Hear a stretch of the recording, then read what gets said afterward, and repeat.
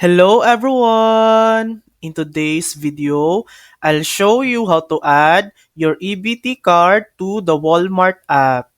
First, open the Walmart app on your smartphone and sign in to your account. If you don't have one yet, you can create a new account by following the on-screen instructions. Once you're logged in, look at the bottom of your screen and tap on the account icon.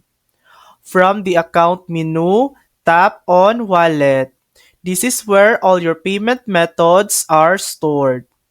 In the Wallet section, select Electronic Benefits Transfer or EBT as your payment method. Enter your first and last name along with your EBT card number. Finally, tap on Save Card to add your EBT card to your Walmart account. And that's it. Your EBT card is now linked to your Walmart app and ready to use for eligible purchases. Thanks for watching! If this video helped you, please like and subscribe for more helpful tutorials.